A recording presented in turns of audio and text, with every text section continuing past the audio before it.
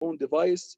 So you really need to have a detection technique to detect all this kind of different environment. Okay, you need to detect if there is a compromising happening, or even an intrusions taking place within your organization. So this is the detection techniques. And we said that within the detection techniques, there are three categories: anomalies and events. So you're looking for anything that doesn't look normal to your traffic, normal to your environment. So this is the anomalies. Okay, and we will talk about today how to really hunt for these anomalies. Okay, we also will look at security continuous monitoring. That means you always need to continuously monitoring your system. So this is going to be 24/7, okay, monitoring your system. And most probably that you will not be able to monitor all your systems. You will be only monitoring the critical systems and where you expect the attacker to attack. So if you have a web server, and this web server are basically facing the public, and you have a DNS server, and this DNS server are really facing the public.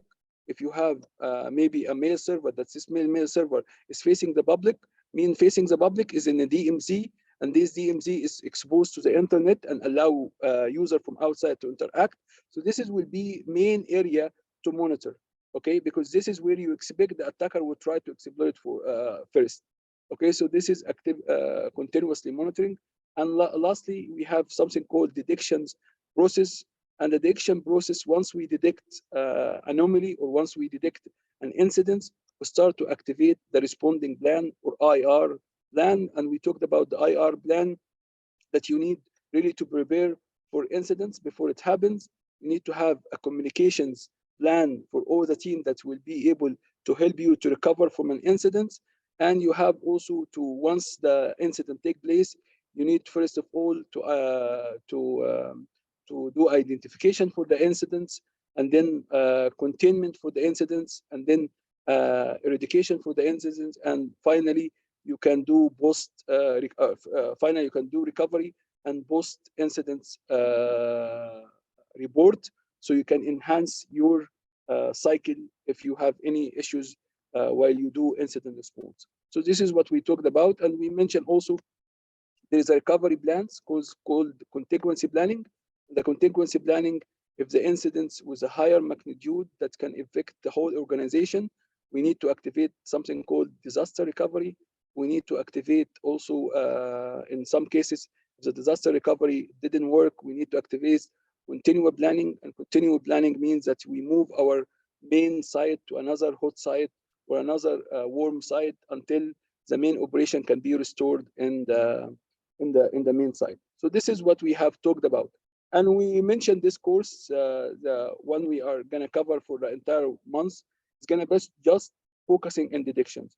And I told you most of the investment right now and most of the jumps, most of the, I would say, most of the jobs right now I see, it's just focus on detections and incident response. And that's why you guys, we talked about also yesterday about SOC engineers and what SOC engineer will do, okay, and what SOC engineers types they exist. So we said that SOC engineer, they have SOC engineer level 1, SOC engineer level 2, okay, SOC engineer level 3. And everyone and each one of these SOC engineers, they will do different job. So SOC engineer level 1, he will be working on to detect and validate incidents. And once we have an incident, they will pass this incident to the team, the tier 2, and the tier 2 will be the IR team, the incident response. The incident response will be able to really respond to the incidents, okay? And sometimes you find that the incident response and digital forensics, DF team, are working together.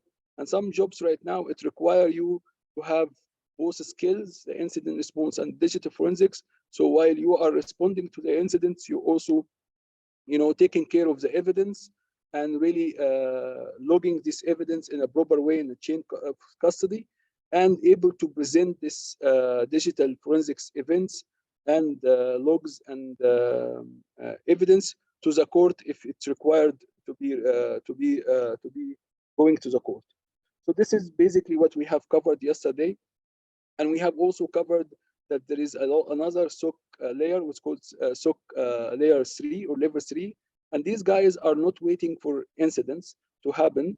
Okay, these guys are working proactively. This is the whole word that I wanted you guys to remember about today's lecture. Is SOC level 3. They are a type of engineer. They call them threat hunters.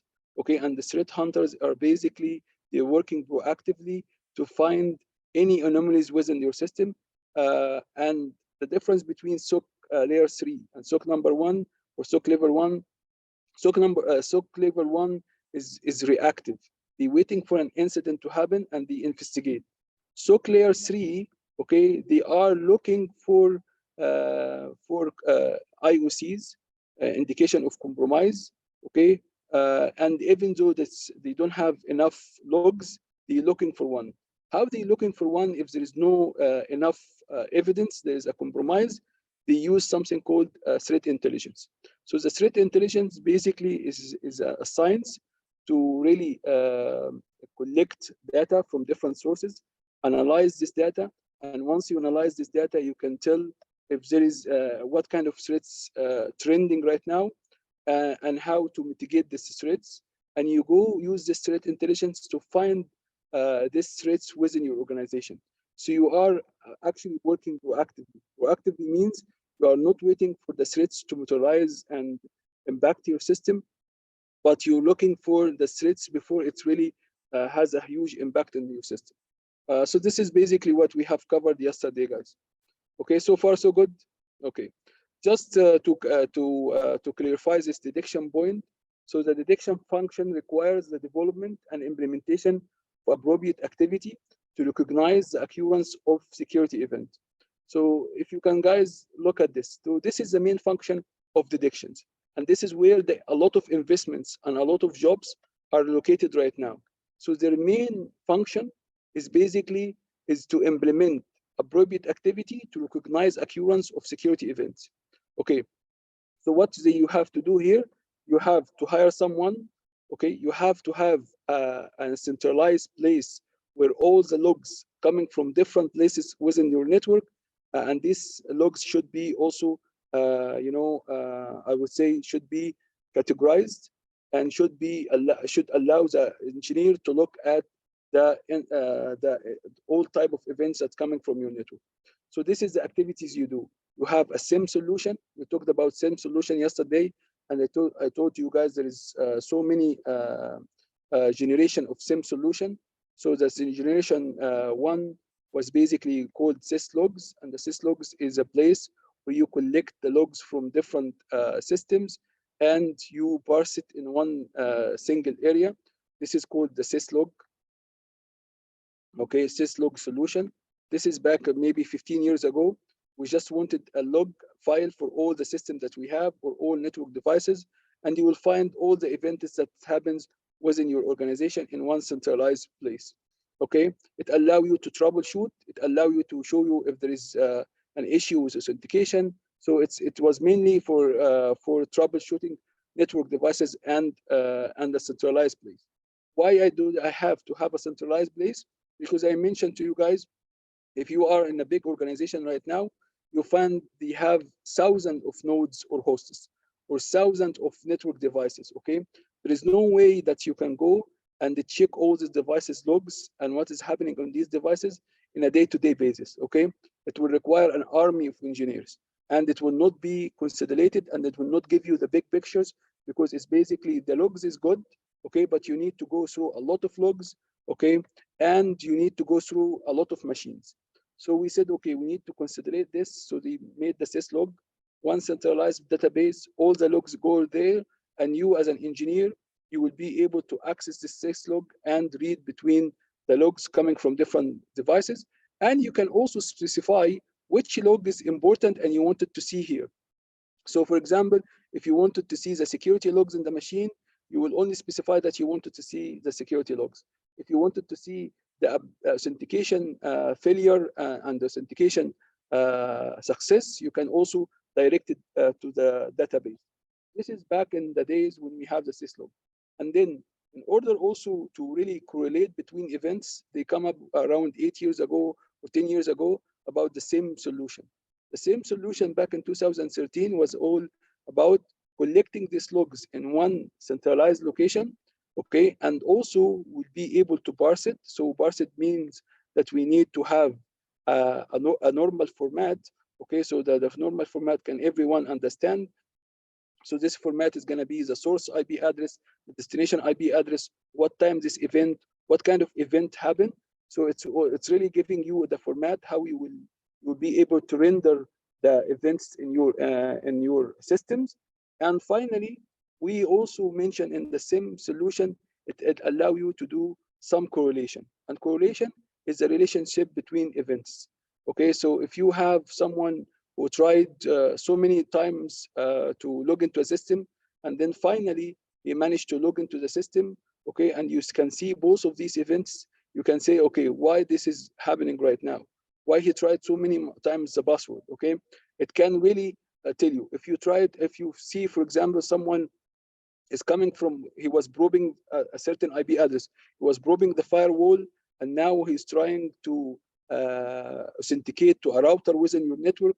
So after probing the firewall, he's trying to authenticate a router. This is definitely someone is trying to be malicious within your network. So this is, then you later on you can take an action. So this is the correlation between events, and it was really great tools at that time. And that's finally, they said, okay, we don't have enough incident response team, and now they add analytic, I would say analytic artificial intelligence and also machine learning part to your SIM solution, and this is becoming the SOAR. The SOAR is SIM with a capability to automate the response. So maybe the response to isolate part of the network, or maybe the response is to disable account within your network, or maybe to isolate a port from a switch. According to what's happening in your network, you can program the SOAR to do an action without even an interaction from an engineer. So this is basically what we see right now, is we're trying to achieve detection and responding at the same time. And that's why I'm telling you, you see a lot of the normal SIM job right now is you find a SIM engineer level 1, okay, and after the SIM engineer level 1 become like really expert in what he do, and how he detect anomalies.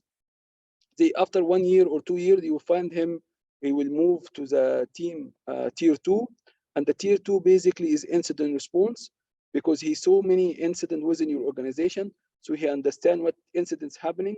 And now you, after a little bit of training about how he respond, he can be part of tier number 2.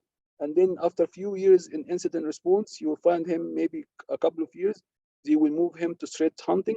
And one of the really capability that it, or one of qualities of the SIM engineer that it's required to be a threat hunter, that he needs really to understand the environment, okay, and he really need to understand your systems and what kind of critical system you have, and that is only can happen if he spend so much time in SIM level 1 and SIM level 2.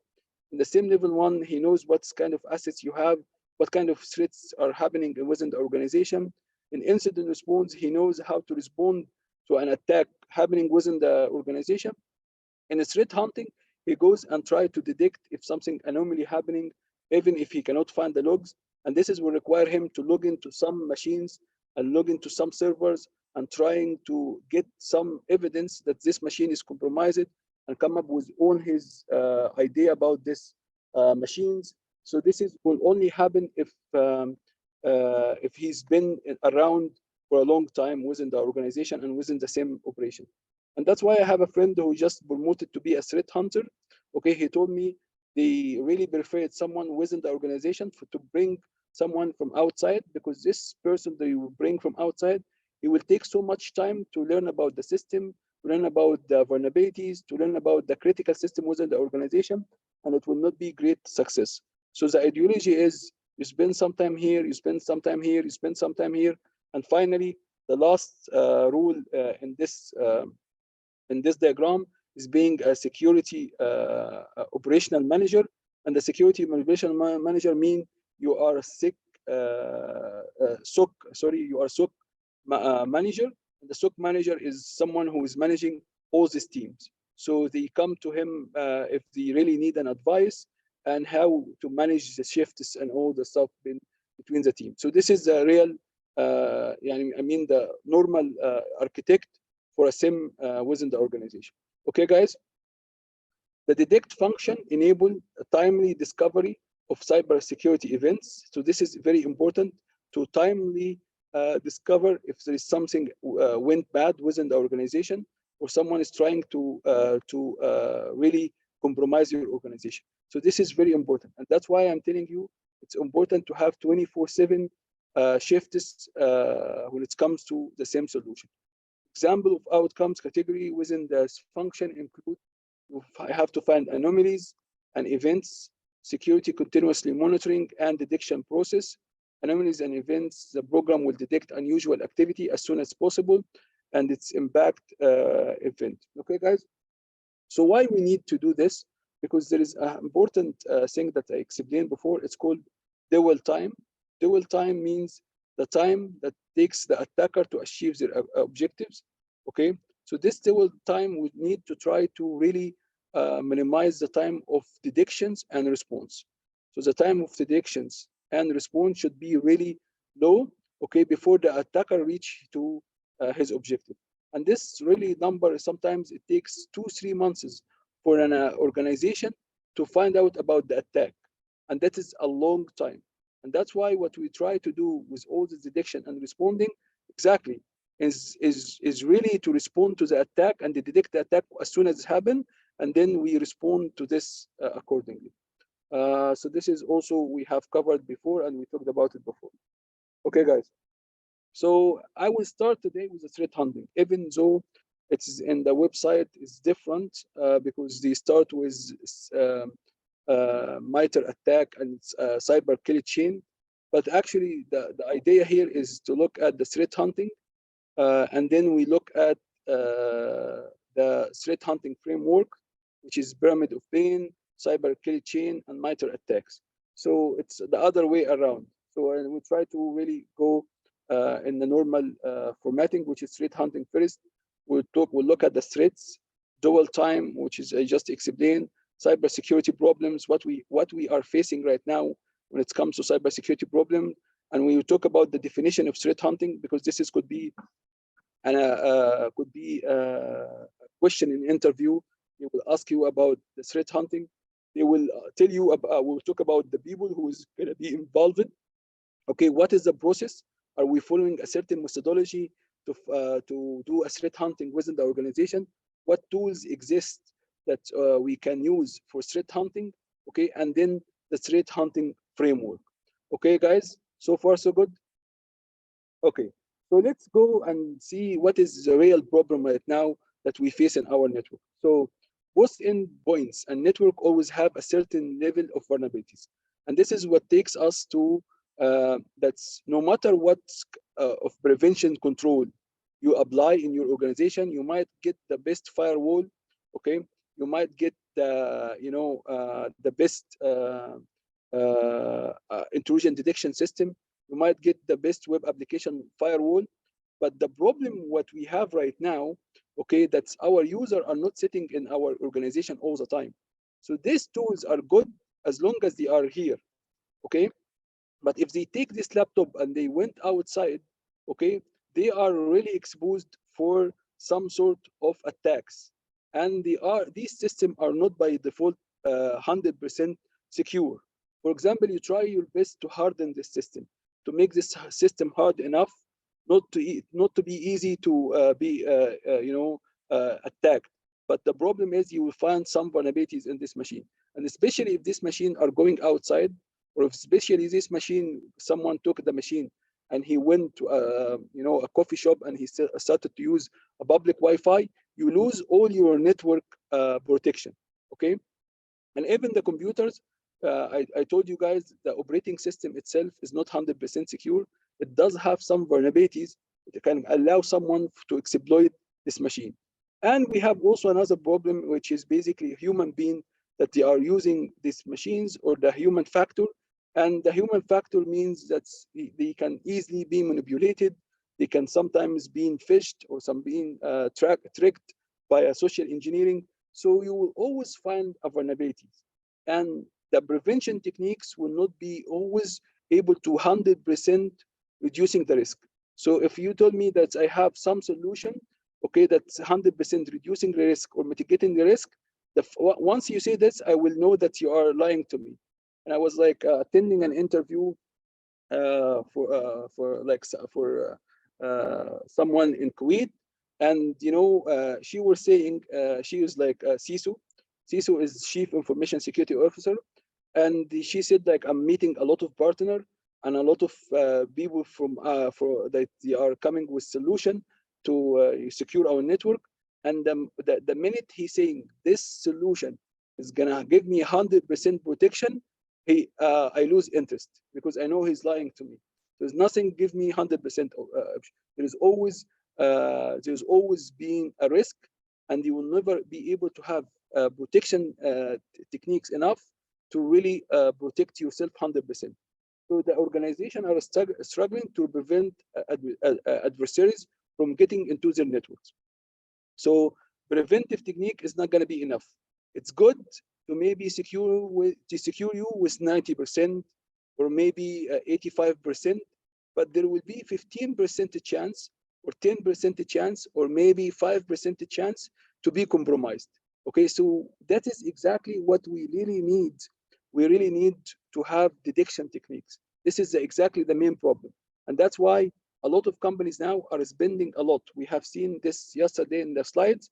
It went from 10% in 2013 to up 60% of the spending right now, okay, on detection. Why? Because right now, okay, if I fail to prevent, at least I will have tools and processes within the organization to detect that there is something went bad, and I will need to rectify it or find the remedies right away. So advanced adversaries. So who is the advanced adversaries? If you go to our website, they give you two categories of advanced adversaries or advanced attackers. One of them is called nation states, and I explained nation state so many times. And basically, the nation state is a group of hackers that I funded and supported by a nation.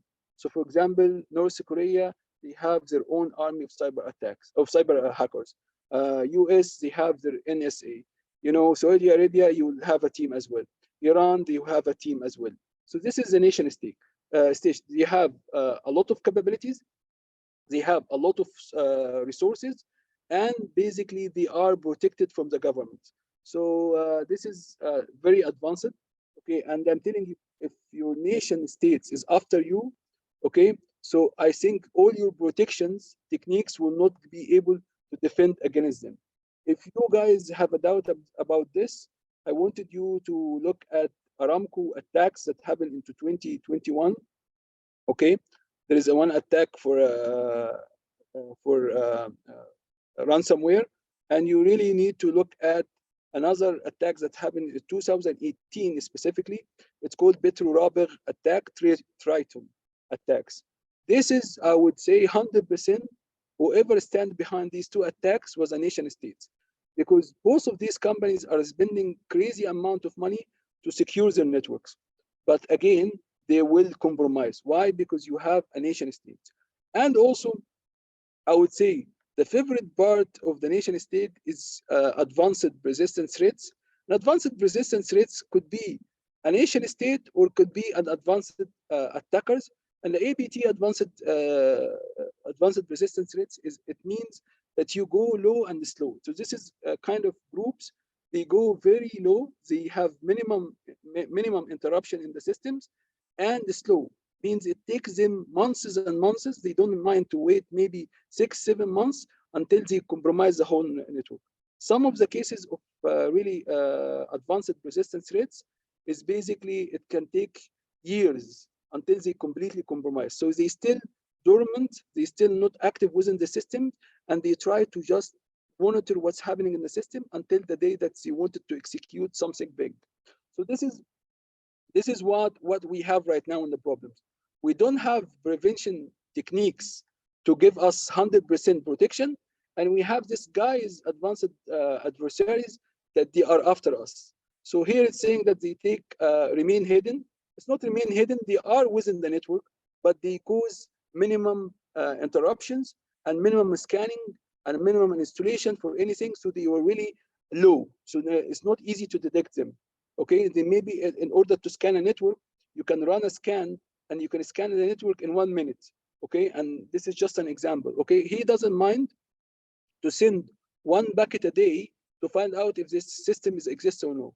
And tomorrow I will send another packet to another system. So the scan that it takes you to 1 minute or 2 minutes to scan the entire network and find out a list of IP addresses for all these networks, he doesn't mind to do it in 1 week or 2 weeks. And because he doesn't mind to do it in 2 weeks, then the amount of traffic he's generating after compromise one machine is minimum. And for sure, this will be not easy to detect within your network. So the advanced adversaries, I mentioned nation states, and some of these nation states is APT, and some of them are not APT. I explained what is APT before, and I show you example of APT 28 that they are really linked it to the Russian government. Okay, guys? Without knowing the current state of compromise, we have a complete picture of our cybersecurity posture. What we mean by this, guys, if we really doesn't understand if we are compromised or no, because we can say, you know what, I have own protection techniques and I'm good, okay? This is a false sense of security. We say, oh, I implemented a firewall, I implemented intrusion detection system, I implemented IPS and IDS, so I'm really good, I'm really protected, okay? But again, if you don't have a detection techniques that looks after everything within your network, okay, then and you don't do any detections process within your network, then you are in a big trouble, and you are in a false sense of security. So this is a problem that we have right now. And again, the challenge of landscape also is important to keep with this current problem that you don't have 100% protection. You have advanced groups that they are after your organization. You have also some technologies that started to emerge right now, which is open the door to more vulnerabilities and more attacks. So here, for example, bring your own device means you can bring your own tablet, your phone within the organization, and then this tablet or phone will be connected to the network. That means if your tablet or phone was really compromised before, okay, it will be also compromising our network. So this is another issue. Another issue is remote working policy. And this is, I explained it before to you guys, because of working from home, because of COVID-19, allowed a lot of users and a lot of workers to work from home and then connect back to their organization. But you don't really know how secure this computer at home. Did this computer really got a proper scanning for antivirus? Did this computer is connected through a proper wireless LAN or wireless VLAN? Okay, so this is all you have to understand. Why? Because all the traffic coming back to your network, and if someone compromises this machine, it can easily get into your network over a VPN or something and start to compromise machine. And most of the attacks that I've seen in the last 2 years, okay, especially in the critical infrastructure, SCADA systems, which is I explained before, it happens because one of the user will take the machine back home and then it get compromised, and then the attacker will be able to go and compromise the SCADA systems. So this is another issue, is working from home policies. Okay, wireless LAN deployment.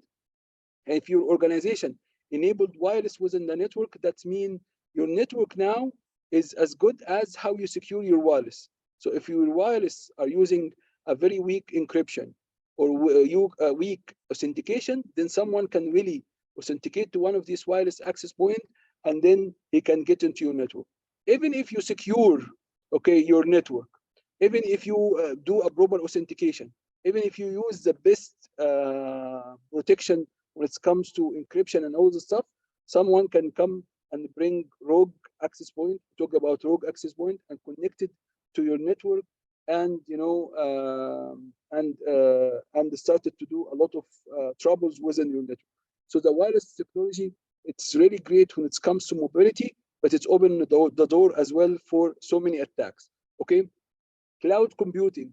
That's my infrastructure now are really moving from being inside my organization, inside my data room, and these data now in the cloud. Okay, I told you, putting your data in the cloud, you are putting your data at risk. Why? What if one of these internet lines went down?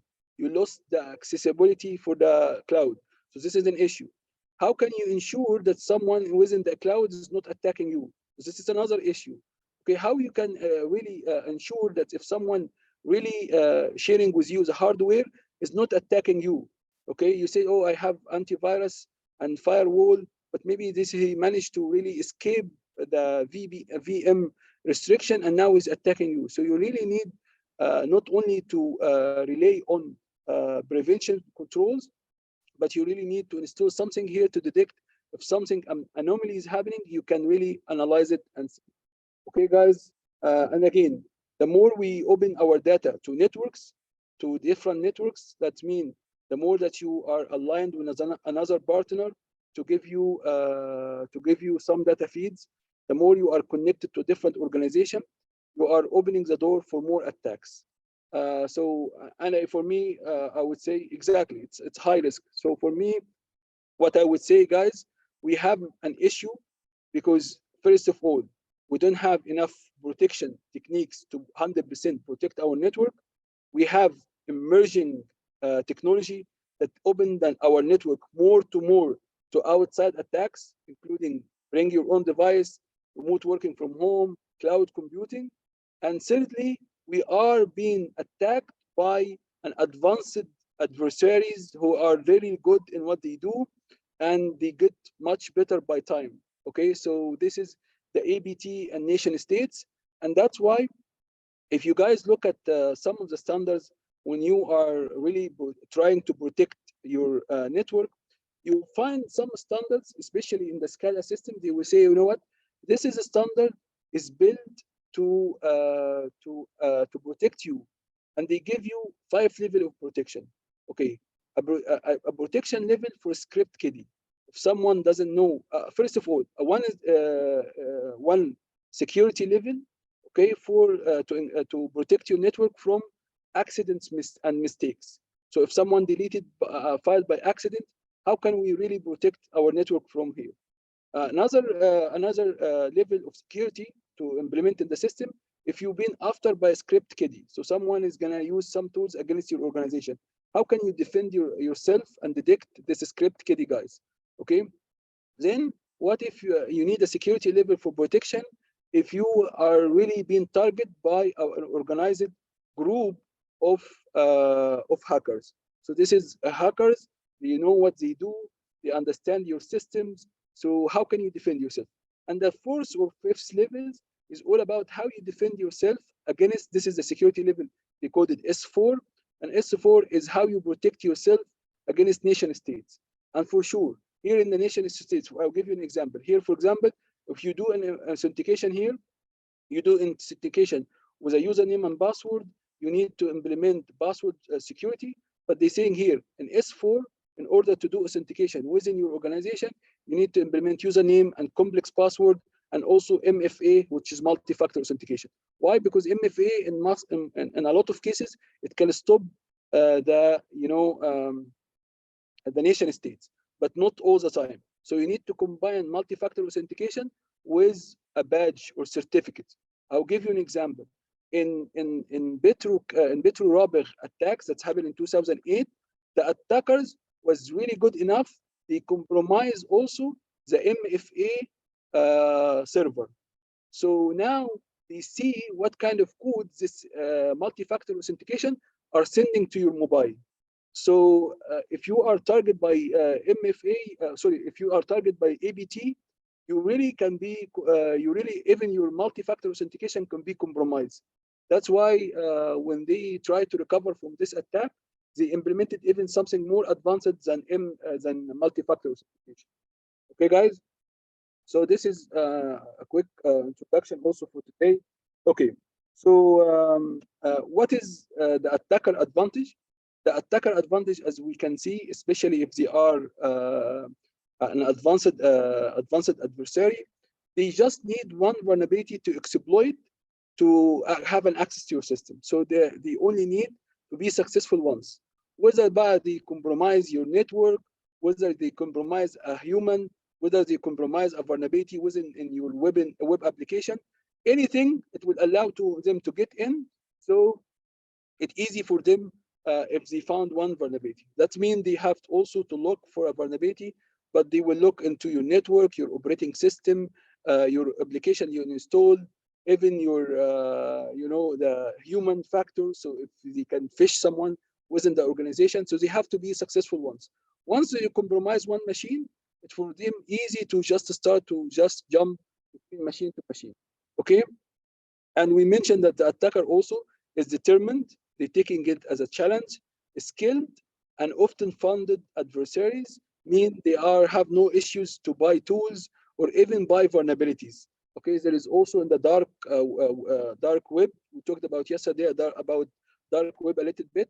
There is websites that are selling vulnerabilities. There are websites that selling specific tools. There are websites that selling you a special malwares. Okay, so you can buy, or you can develop your own. So that you have the skills to develop. Most of them, they are developing their own tools. Okay, guys, we have customs malware, 0 days. They can buy 0 days or they find 0 days. Multiple attack vectors means they can, attack your network, attack your operating system, attack your application. You can see social engineering someone within your organization, and can be persistence means they can stay for a long time within the organization, not active, just waiting for the moment that he will execute his plan or his objectives. Okay, guys, so this is the attacker advantage. What is the defender disadvantage? As I mentioned before, we have so many complex IT infrastructures. Now it's combined by cloud and on-premises data. We have bring your own devices. Virtualization you need also to protect against. So this is all issues. Okay, and also you need to be a hero because you have thousands and thousands of machines and you need to protect it all. Okay, understaffed mean you don't always have enough teams to work in cybersecurity within the organization. Why? Because we have a limited budget. If I wanted to really protect the organization, I need to get how many teams? I'll tell you what. Only for 6 teams, I need to get eight people at least. Why 8? Because you have at least two members. You're working in the SOC layer 2. SOC layer 2, as I mentioned to you guys, the incident response. I need two. Why 2? Because one is going to cover the morning shift. Okay, one is going to cover the night shift. Okay, and if one of these guys are sick, you need to have a replacement. So you need even 3 in this tier. And the other tier, okay, which is 24/7 hours, okay, and the SOC layer 1, I will tell you how many. So these guys are working 3 days and then taking 4 days off. So I need 2 in the morning and 2 afternoon. This is 4. And yes, so here I need 2 for the first 3 days and another 2 for the second 4 days. So the minimum that I need here, 4. And if someone is sick or cannot come to work or cannot watch, so I need 1 backup. So now how many people? 5 and 3, 8. You need at least 1 3 hunters or threat hunters. So this is 1, okay? And if you really need, if this guy is not there, you need a replacement for him. So this is another 2. So 5 plus 3 plus 2 is 10. And you have the SOC manager, okay? And the SOC manager is only 1. So you have 11 people work in the SOC only. Okay, this is if you wanted to monitor 24/7. And this is in the SOC. SOC means the part of the network that they do detections, okay, and responding. How about the other part of the network? Who is gonna do the risk, okay, and GRC? Who is gonna do the implementation of projects and security? Okay, this is also like 2 or 3 people. So you have at least 15, okay, engineers. They are working just day and night, okay, just to protect your only network. A lot of companies, they don't have a budget for 15 security engineers or security team members. They don't have a budget. They maybe their all IT people is like 15. So now we have understaffed. Understaffed mean we don't have enough. So in some cases, I find here 2 and here 1. Okay, so understaffed means you don't have enough stuff to really. It's because we also, if you really wanted to hire enough people, that you have to spend a lot of money. And 15 people, salaries and medical insurance, and maybe if in some cases education package for their kids, that's a lot of money. Okay, to just to look after only one part, which is the security part. So the understack, jack of all trades, and underfunded means jack of all trades. Sometimes because I don't have enough teams, I will go and sec number 1, I will let someone watching the network, and I will get another guy of here, and I ask him to do projects. Why? Because I don't really have a fund to get enough engineer. So jack of all trades, he can do a lot of stuff. He can do sometimes detections, and sometimes I'm taking him to work in risk and identification, and sometimes I'm getting him to execute a project. So this is what we call jack of all trades. So, and this jack of all trades is not going to be really focused in one thing. It's going to be distracted in so many things. So this is sometimes considered a bad thing. For the engineer, is good because now he's exposed to a lot of stuff. He's seeing how the project is being done, how the risk is being done, how the SOC detection is being done. It's good for but he will not be able to focus in one area because he's just jumping between all of them.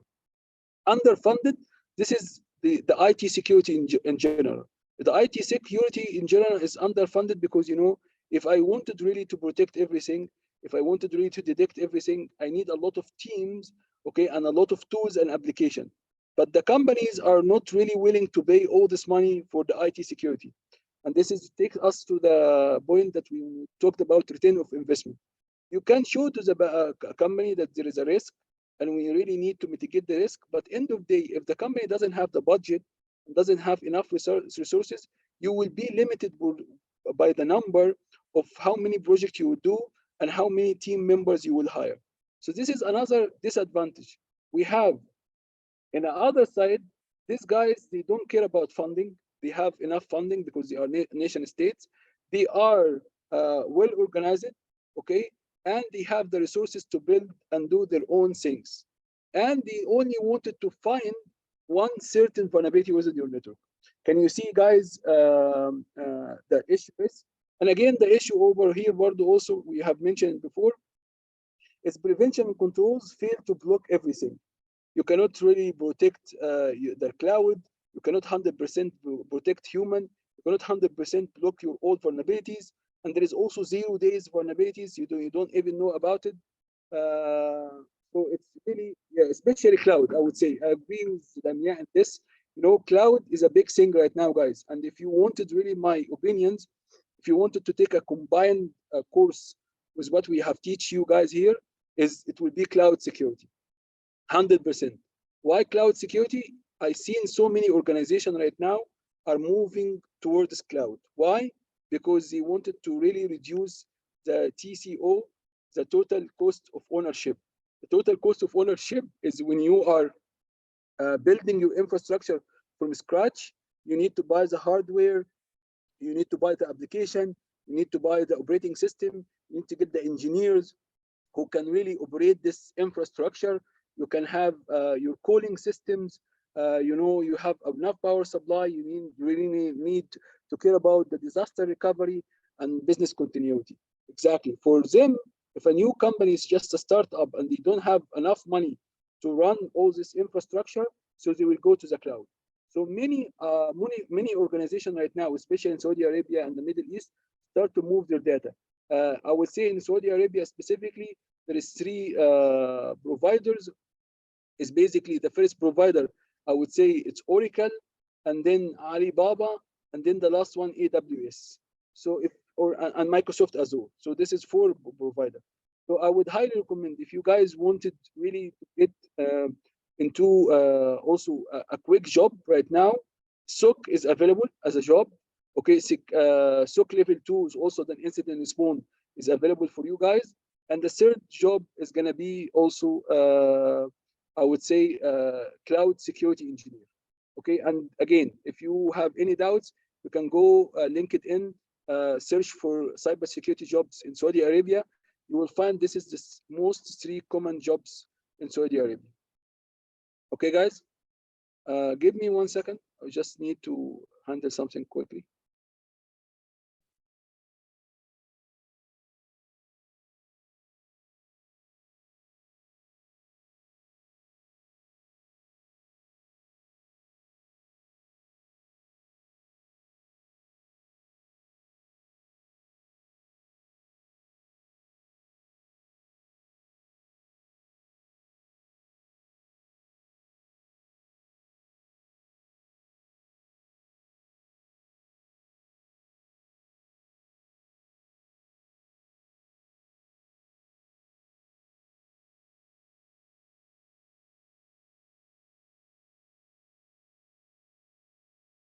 Okay, guys, so far so good.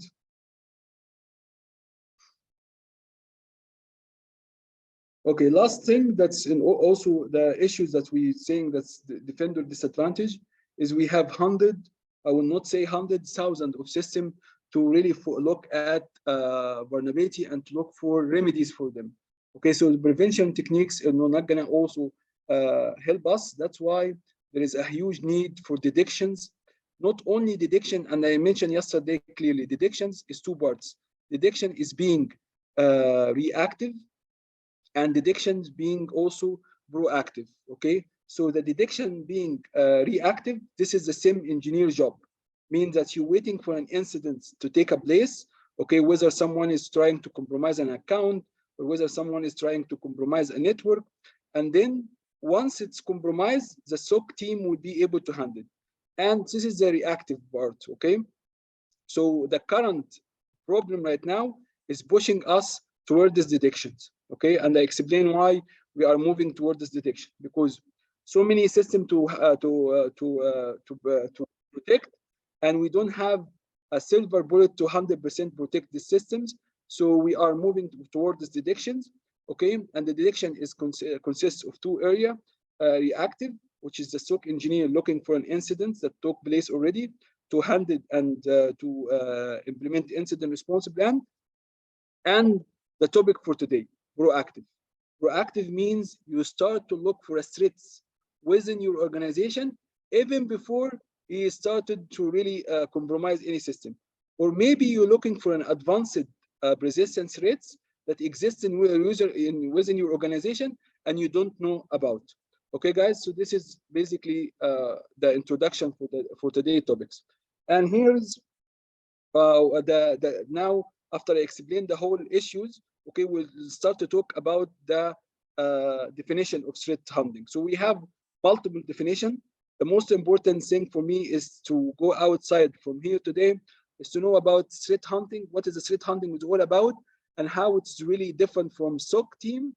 And we look at some methodology that threat hunting are using to in day-to-day basis to really look for. So as an introduction, the threat hunting is an advanced security analysis. So you do analysis, okay, and this is analysis leverage deep knowledge of network or organizational systems. What we mean by here, guys, you really need to understand your network very well. You really need to understand the application and the infrastructure within your organization in order to do security analysis. Okay, so this is required deep knowledge. That's why I told you you cannot really get a threat hunter from outside the organization. Why? Because he doesn't understand your network. Okay, he doesn't understand your system within the organization. Okay, look at this, guy. To catch subtler, more deeply embedded attacker than a security operations center finds. Okay, so this is the main difference between SOC and finds. So you're looking for subtlers. What does subtlers mean here, guys? You're looking for someone low and slow. And that is exactly the definition of the APT. Remember the APT, the advanced persistent threats? These are the guys that they go low and slow. They are very sneaky. They go and they sleep. They call them sometimes, they are the one who sleep within the network. Sleep within the network. They try to make no noise while they compromise system by system, even though if it takes them so much time and resources.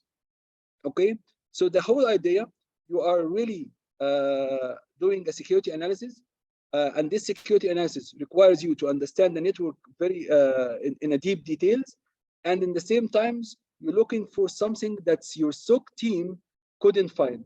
Okay, so the SOC team will not find these attacks.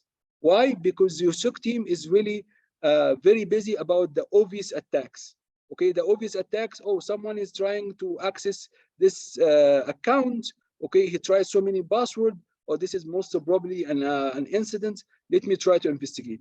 Okay, oh, someone is trying to probe my firewall or sending flood attacks against my firewall or against my uh, routers. So it's very obvious. Okay, but the other guys will not do this. Will not make noise. So they wanted a special guy to look into the system and try to find their moves. Okay, and it really requires you, in order to look from system to system and network, that require you to understand these systems very well. Okay, guys. So that is a first definition. Okay. So here it's wanted. They wanted, as I mentioned here, when the definition finished, they wanted to really emphasize in three idea. Is it's an advanced process. We'll talk about the methodology. We'll talk how the threat hunting they will do step by step to really come up with the methodology to discover if there are threats within the organization. It requires also deep knowledge. I mentioned what is the deep knowledge is all about. You need to understand network, critical infrastructure, assets within your organization, what is important asset within your organization. So this is the deep knowledge. The embedded attackers, we talked about the embedded attackers, there is two types, and some of them nation states attackers.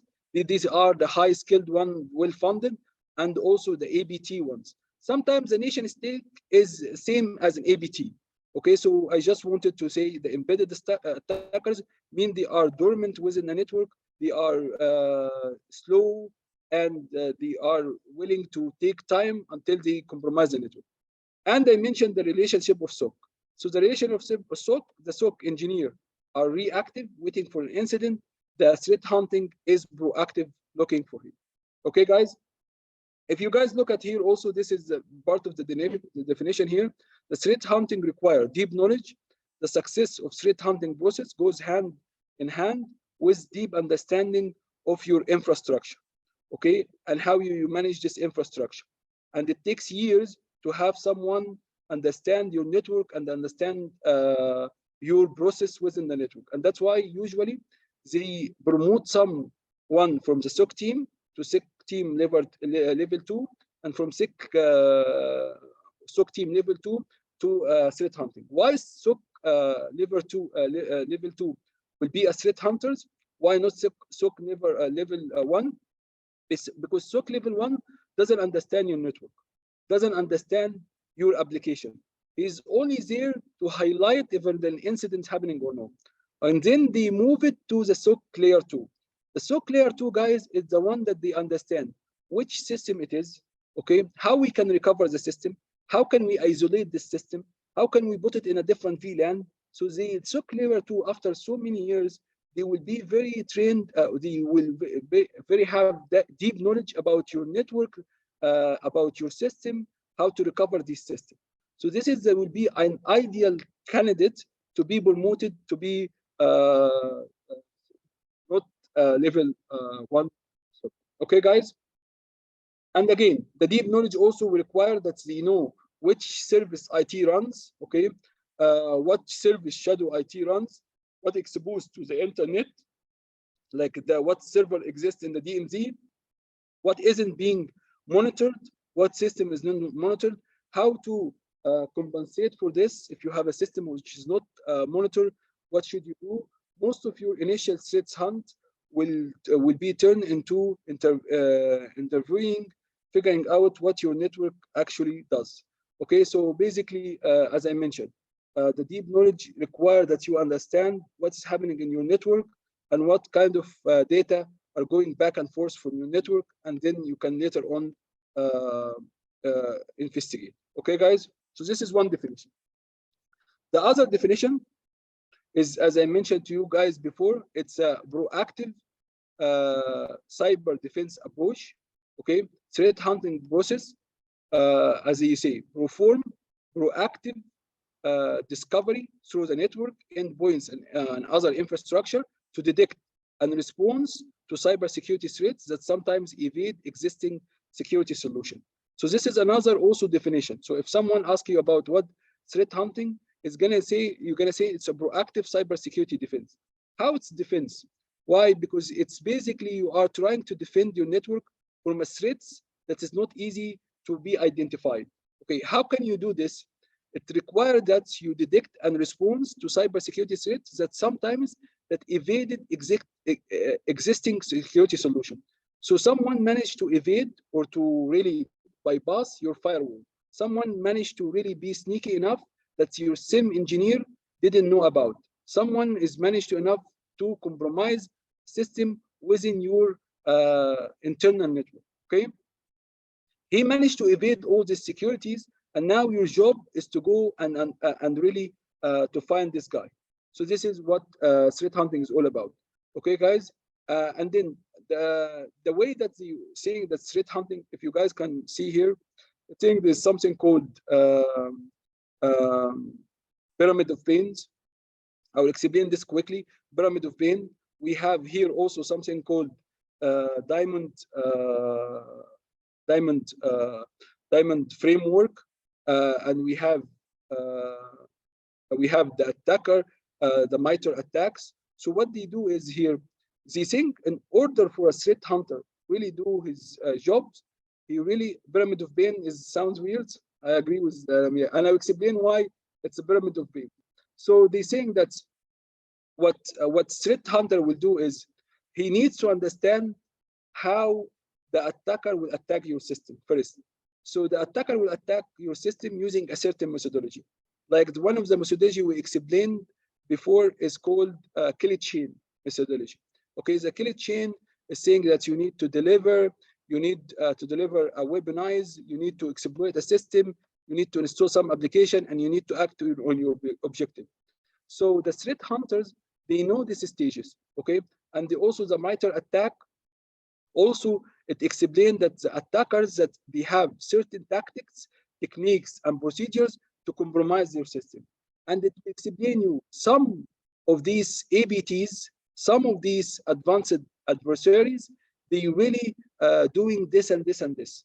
So they kind of give you a knowledge, they kind of give you intelligence, how you can go and look for these guys within the organization. So again, what happened here, guys, what certain process the threat hunter will do, they understand what adversary will do within the system. So they understand the cyber security kill chain. They understand the techniques and tactics and procedures of the attacker, what they will do within the network, okay? So they understand both of these. And they go to website like MITRE attack, it will tell them, okay, the attacker use these techniques, okay, and these procedures, and the attack groups who usually they do this, it's gonna be called ABT 28 or ABT 25. And now you guys, as a threat hunters, I give you all this information about their tactics and techniques and procedures, and I give you the name of this group, which is called ABT, Advanced Persistent Threats. These are the guy who's substance.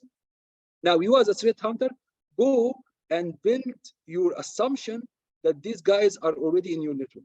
Try to find if they manage to compromise or not. So if you find the evidence, that's good. That's mean we helped you with this knowledge to really find out about these attackers. So that's why, guys, I told you yesterday, there is something called threat intelligence. And the threat intelligence can give you two types of data. One of these data is called threats feeds. So the threats feeds is gonna, okay, so Naif is asking what kind of evidence we might find. So I will just let me explain this part, and I will answer your question. So guys, look at this. Again, yesterday we said in threat intelligence, we try to gather and collect data, and this data will come in two ways. there's something called narrative report. It will tell you about a certain group of attackers and their way to attack your system. And it will tell you also certain IP addresses. This is the data feed, certain techniques they follow, certain procedures. So combining this data together, and the threat hunters will go and look for this specifically feeds within his network. Okay. So what kind of evidence we might find? This is a very good question. Now I'll give you an example. Let's say that I have a computer system or a server that's being compromised by APT. Okay, so the APT, they have a specific way to compromise computer. They have specific techniques, okay, to look into the data within these computers, okay? So once they attack the computer, they will add a certain register, or they will add certain tools, okay? And these tools are specifically for the APT. So once I give you the intelligence here, you will go and try to find in the registry if one of these registry exists or not, okay? Or the APT will tell you that you have already, one of their techniques is to use the PowerShell, and they always use PowerShell to do so and so and so. So you go to your server and look at if this server has run PowerShell recently and what kind of command has been run in the PowerShell. So this will give you an indication that you have one of these guys within your network. Or it will tell you, you know what, APT, they are well known that they compromise this domain and use this domain as a command and control. So you take this information and go to your network devices. See if one of your network devices was communicating to one of these devices out there. So basically, the MITRE attack and the other technique we will talk about here today, they will give you a kind of information, a kind of intelligence that you go and use to do threat hunting. And one thing that you need to keep in mind, we mentioned yesterday that there is two ways to really get intelligence. There is outside intelligence, and this is coming from something like MITRE attack, IBM X Forces, FireEye website. This is kind of threats. They will tell you about the threats and what they do to compromise your system. And there's also, some intelligence coming within your network. So your team, the same team, can give you and say, you know what, we find something suspicious. We are not sure if it's suspicious or no. Okay, can you go and see if this is a real threat or no? So they can really utilize the threat hunter to go and dig more, because these guys are really busy looking for events that's happening in their organization. So this is just a quick view for how the threat hunting is happening. So basically, you get some intelligence, you use this intelligence to hunt for threats and utilize frameworks. And these frameworks are really, I will explain it later on, but one of these framework is called the kill chain. And the kill chain is basically, you understand every stage of an attack and you try to find out about the possible threats within the organization in a proactive way. Okay, another also explanation here, okay, it's saying that threat hunting is a proactive cyber defense activity. It is the process of proactively and iteratively searching through networks to detect and isolate advanced threats that evade existing security solution. Okay, so this is we have explained before. Another here, this is different to traditional threat management measure, such as firewall, intrusion detection system, malware sandbox, and systems, which typically involve an investigation of an event evidence-based data after it has been a warning of a potential threats. So what he's trying to do here, guys, is trying to tell you the difference between threat hunting and normal SIEM team operation. So the team operation team are waiting for a warning about potential threats they got from the SIEM, and this SIEM got the data from an IDS. So the IDS is warning you about something suspicious. You get in the SIEM team start to investigate. They got a warning about the potential threats. So this is the reactive approach. The IDS will send something, and there is something suspicious, and you investigate it. Okay, so this is the traditional approach. The threat hunting is proactive approach. Means you could really get nothing from the same team. You're waiting for intelligence. You look for the intelligence, threat intelligence from the internet. You look some new ways for compromising using a malware, and you started to read out, okay, this malware does exist in my company or no. So the threat hunter will take this intelligence, okay, will take this piece of data and go try to hunt for the same thing within the organization, okay, because it's a new attacks. Maybe your IDS doesn't have anything about it. Why, guys? IDS will not have nothing about it, because IDS and IBS working in using a technology called signature based. Signature based, anything they know about it, they will tell you this is an attack. Anything they don't know about it, they will not consider it an attack. And this is what we called it before. There is something called false positive, positive positive, and negative and false negative.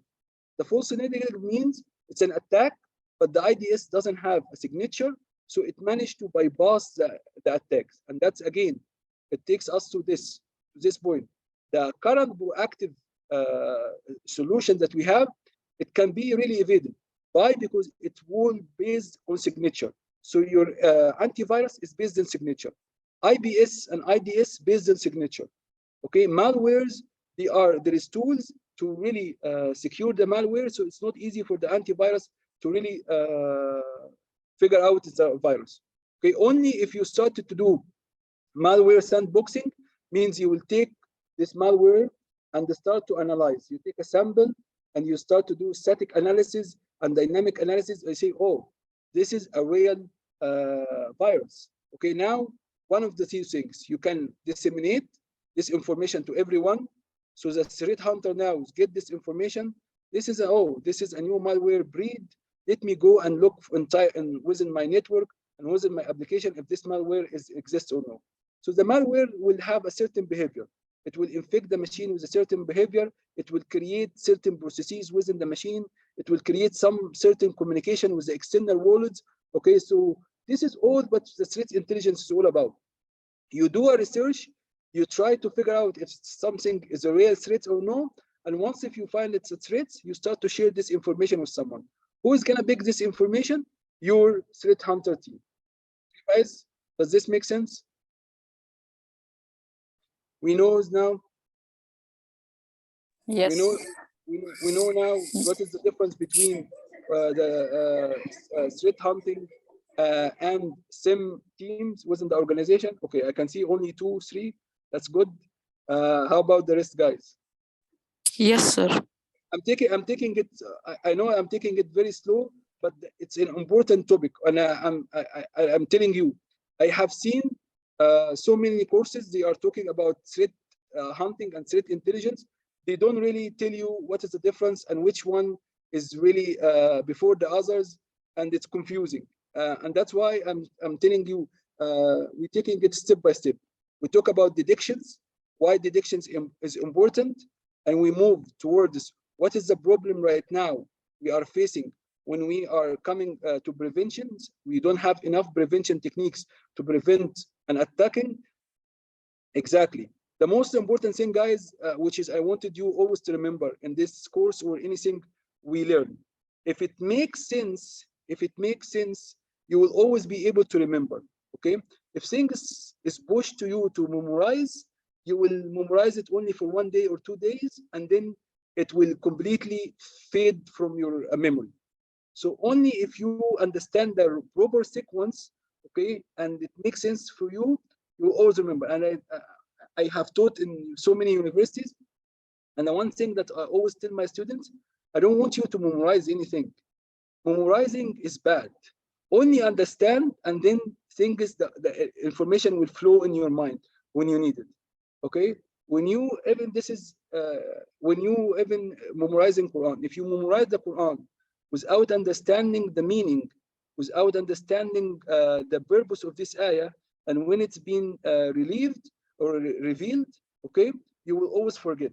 But try to read the interpretation, try to understand the tafsir, why this ayah in this specific surah, why it's what is this talking about, why it's being revealed this way, I'm telling you, 100 years, inshallah, and when you are 100 years, you will still remember what is this ayah and why. Okay, guys? So again, we'll try to take it again one step by step. Step number one, we talked about the detections that exist in NIST, why we need detections. I talked about the problems that we have right now. We are understaffed. We are being attacked by advanced adversaries. They are really good, okay?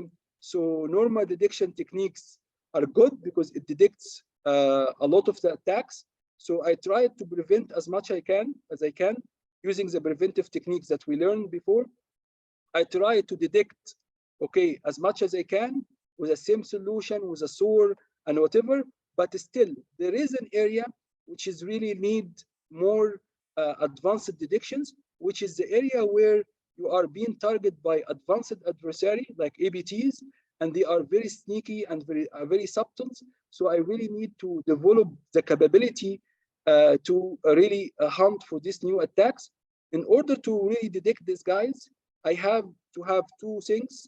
First of all, I need to have a threat intelligence. Someone can go and search about new threats, trending and new threats, and someone will take this intelligence and use it within the organization to find. So the threat intelligence are feeding the threat hunters with a new techniques and with a new technology. Okay, how can I do this? Okay, right now, how can I find about threat trending? Okay, threat trending, I said easy. In order to find about threat trending, you really need to understand how the attacker are compromising system. So you really need to understand the kill chain. Okay, you really need to understand what different of advanced group exists over there. So this is APT. You really need to understand what their MITRE attacks, what is their techniques, okay, tactics, techniques, procedures, okay, they do to attack on machines.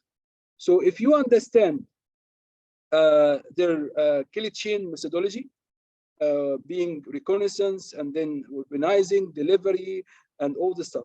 If you understand how many groups are out there, which is basically the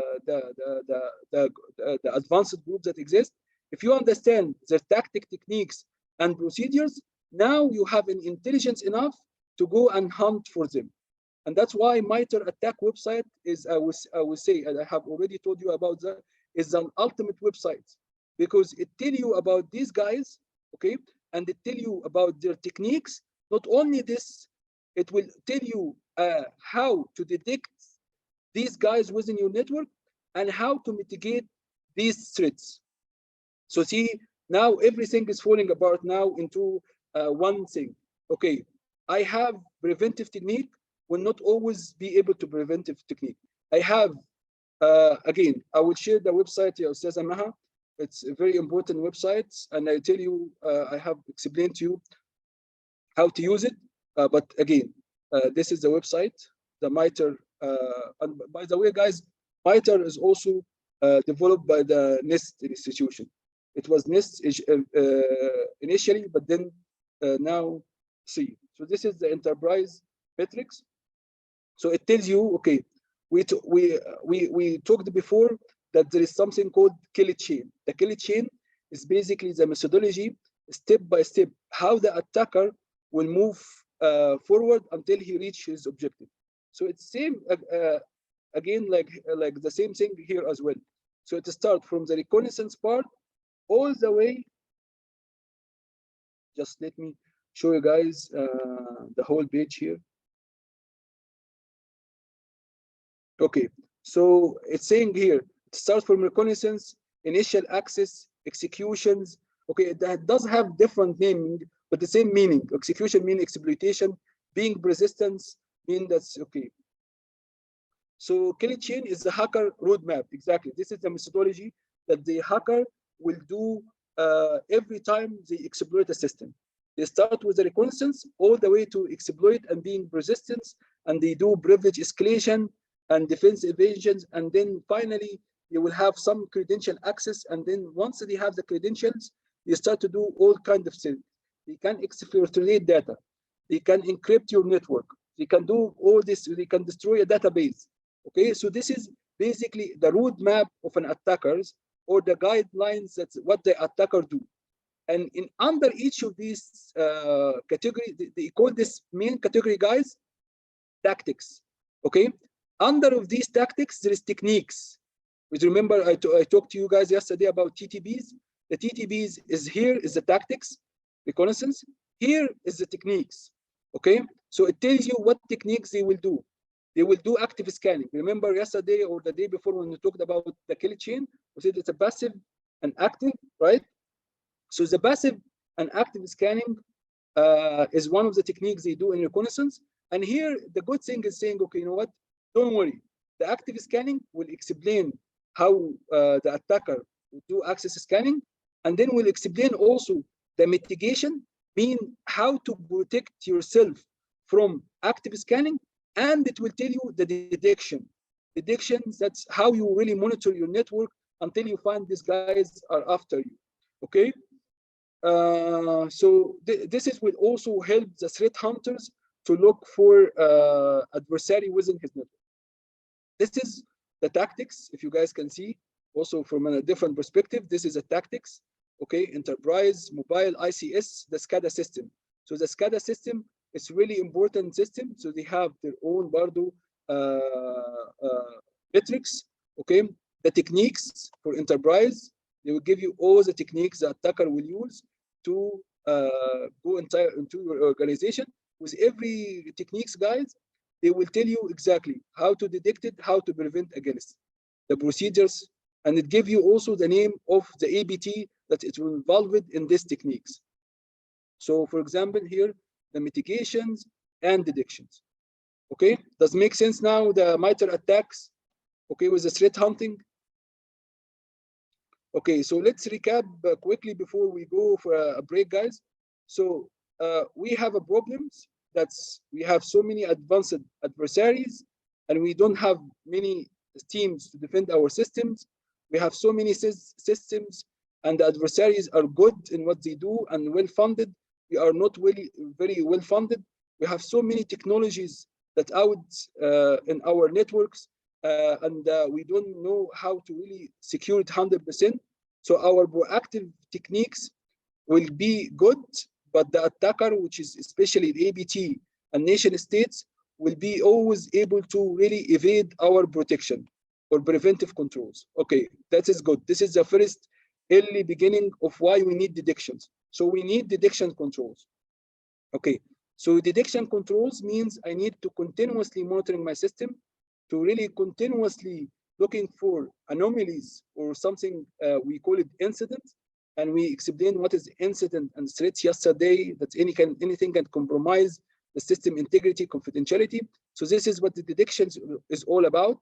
Okay, so this is important. And then we mentioned in the detection techniques, guys, there are two ways to do detection techniques.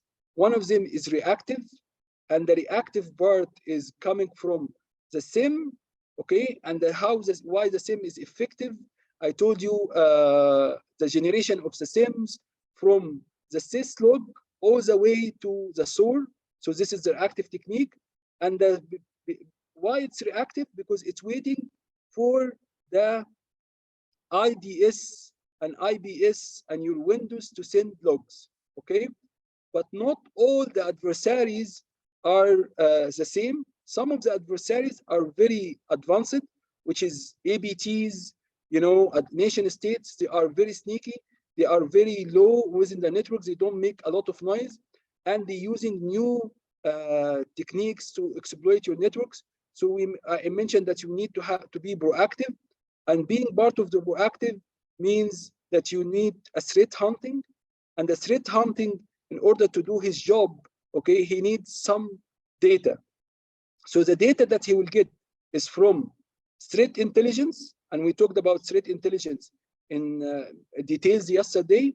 And again, the threat hunters, okay, he really need to understand the framework or the methodologies that the attacker used to compromise your system.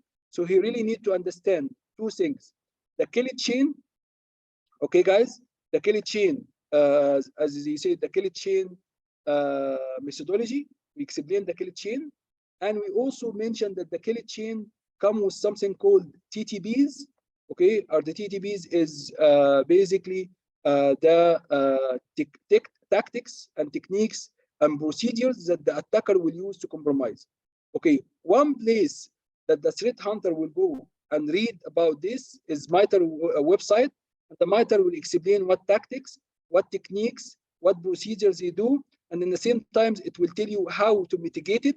This is a preventive control within your network, and how also to detect it. This is a detection controls. Okay, for him, the preventive controls, he can communicate it with the preventive team. They can implement a project to prevent this. Okay, for detection, he will go and try to detect. Okay, if he finds these threats exist within the network, guys, he will go to the incident response team and say, let's do something about it. Okay, this is the full cycles. So he is in really connection with IR, which is incident response and digital forensics. Okay, so if there is something to prevent, he goes to the security engineer who is responsible for implementing new control, for implementing new product,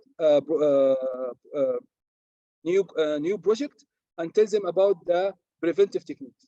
If he detected something anomaly by this threat intelligence or by TTPs, he can go and ask the incident response to start to implement the incident response, because this is considered an incident. This is the full cycle. Sorry, it took some time to just put this all together, but I was just trying to take it step by step. Okay, guys? So far, so good. Okay, so I think now it's a good time to take a break. We already been here since morning. So anyone who doesn't understand what we were talking about today, guys, because this is important topic for today. And this is what closed the loop, because we have a big loop and I wanted to close it in a logical sense, as we say. So, okay, let's go for a break. It's now 10:35. I will go for 15 minutes, okay? So we'll come back 10:50, guys, okay? Okay, have a great day. Enjoy your Karak tea break.